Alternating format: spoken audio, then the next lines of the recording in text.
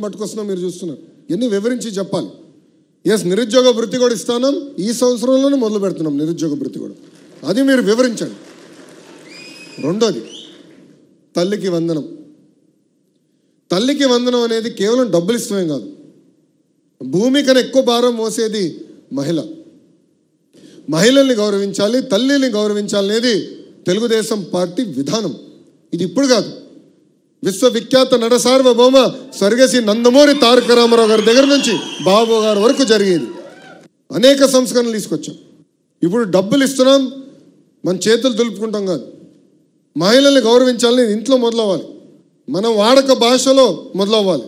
నేను విద్యాశాఖ మంత్రిగా పుస్తకాలు నేను చూసా. ఆ పుస్తకాల్లో చూస్తే ఇంటి పనులంతా మహిళలు చేసేదే ఉంది. ఫోటోలు ఈ సంవత్సరం మార్చా. 50% మగవాళ్ళు చేయాలి, 50% ఆడవాళ్ళు చేయాలని పుస్తకాల్లో మేము మార్చా. మహిళల్ని గౌరవించాలనేది ఇంట్లో మొదలవ్వాలి. ఇది మనం మాట్లాడాలి. తల్లికి వందనం అనేది చాలా ఇంపార్టెంట్. డబ్బులు ఇస్తే కాదు, గౌరవించాలనేది. జూలై 5వ తారీఖు నాడు పీటీఎం మీటింగ్ జరుగుతుంది. ఆ పీటీఎం మీటింగ్లో పిల్లలందరూ తల్లి ఆశీర్వాదం కూడా తీసుకోవాలని పెట్టాం. నేర్చుకోవాలి మనం, అది చాలా చాలా అవసరం కూడా. ఉచిత గ్యాస్, ప్రతి ఏటా 3 ఉచిత గ్యాస్ సిలిండర్లు ఇస్తాను. ఇప్పటికీ 2 కోట్ల గ్యాస్ సిలిండర్లు ఉచితంగా మనం అందజేశాం. కానీ దాంట్లో ఒక ఇబ్బంది ఉంది, కొంతమంది వాడుకుంటున్నారు, కొంతమంది వాడుకోవట్లేదు. అందుకే ఈ సంవత్సరం నుంచి నేరుగా ప్రతి 4 నెలలకు ఒకసారి ఆ సబ్సిడీ అమౌంట్ ఏదైతే ఉందో మహిళల అకౌంట్లో జమ చేయాలని నిర్ణయించుకున్నాం. అది ఈ సంవత్సరం నుంచి అమలు చేస్తామని కూడా చెప్పండి.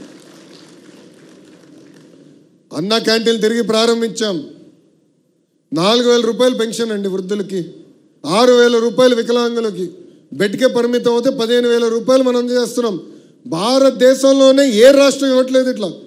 ధనిక రాష్ట్రం గుజరాత్, మహారాష్ట్ర, తెలంగాణ, కర్ణాటక ఇవ్వట్లా. లోటు బడ్జెట్ ఉన్నా ఇచ్చిన హామీని నిలబెట్టుకోవాల లక్ష్యంతో ఈరోజు మనం ఇలాంటి సంక్షేమ కార్యక్రమాలు చేస్తున్నాం. తెలియజేయండి, గడప గడప తీసుకెళ్ళాలి. ఆ బాధ్యత మనందరిపైన ఉందని ఈ సభాముఖంగా మీ అందరికీ నేను తెలియజేస్తున్నాను. అహర్నిశలు కష్టపడాలి, పార్టీ కోసం మనందరం పోరాడాలి, పని చేయాలి. నమ్ముకున్న సిద్ధాంతాల కోసం ఒక నిర్ణయం తీసుకుంటే ముందుకెళ్లాల్సిన బాధ్యత ఇక్కడ ఉన్న మనందరిపైన ఉందని ఈ సభాముఖం మిమ్మల్ని కోరుతున్నాం. అంతేకాదు, ఈ జూలై 2వ తారీఖు నుంచి పార్టీ ఒక కార్యక్రమానికి పిలిపిస్తుంది. సుపరిపాలనలో తొలి అడుగు అనే విషయం పైన ఆల్రెడీ ప్రభుత్వ కార్యక్రమం ఉంది. అంతేకాకుండా పార్టీ కూడా బాధ్యత తీసుకుని కుటుంబ సాధికార సారథులు, cluster unit booth compulsory door to door తిరగాలి. మన పార్టీ టెక్నాలజీ అంటే బాగా ఇష్టం. కారణం ఏంటి? పాదయాత్రలో చాలామంది నన్ను 2 విషయాలు అడిగారు. మొదటిది, అన్నా కష్టపడేవాడికి ఫోటోలు దిగేవాడికి సమానంగా చూస్తే ఎట్లా? నిజమైన కష్టపడిన కార్యకర్తలు మీరు గుర్తించండి అని నన్ను కోరారు.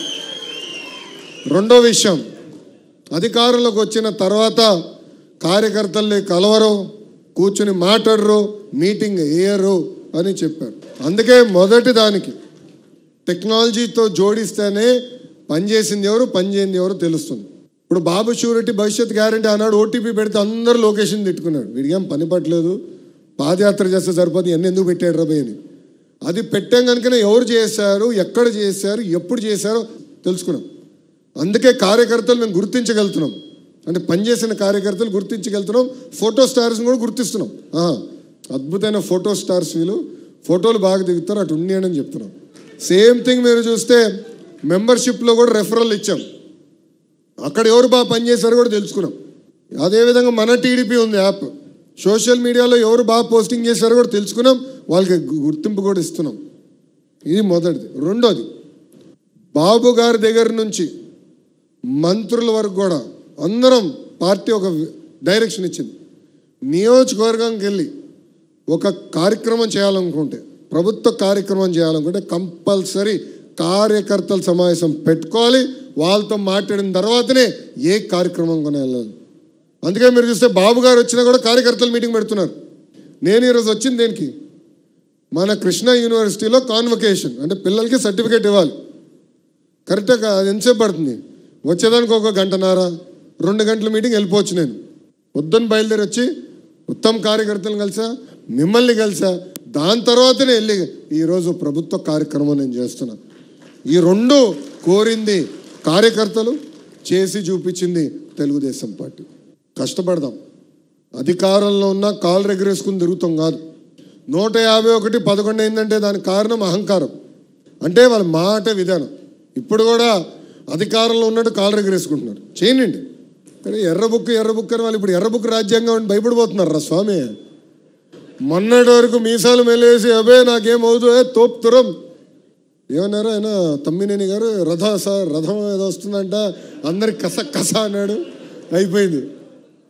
కార్యకర్తల పైన ఎక్కిపోయాడు ఆయన. మీరు అందరూ వైకాపాలను ఒకటే అడగాలి. అధికారంలో కలవలేకపోయారు, అది డిఫరెంట్ స్టోరీ. ప్రతిపక్షంలో ఉన్నాడు, ప్రతిపక్ష హోదా కూడా లేదు. పులివెందుల ఎమ్మెల్యేనే, ఫుల్ టైం ఉంది. ఎందుకు మిమ్మల్ని కలవట్లేదు? కనీసం ఇప్పుడు కూడా కలవట్లే, ఒక్క ఫోటో కూడా దిగట్లా. అంటే సొంత కార్యకర్తలంతా ఎంత చిన్న చూపు ఒక్కసారి మీరు ఆలోచించాలి. అరే ఎర్రబు గురించి మాడితే ఒకటికి గుండెపోటు వచ్చింది భయ్. ఇంకొకటి పరిస్థితి ఎలా ఉందో మీకు బాగా తెలుసు కదా. ఏదో మాట్లాడేశాడు. నా గురించి మాట్లాడినప్పుడు నేను బాధపడలా. ఎప్పుడైతే మా తల్లి జోలికి వచ్చాడో ఆనాడే నేను ఫిక్స్ అయ్యా. టైం వస్తుంది, మీకు చూపిస్తారా ఒక్కొక్కటి సంగతి. చూశారు కదా పరిస్థితి. ఏనా తల్లి జోలికి వస్తే వదిలిపెడతాం మనం?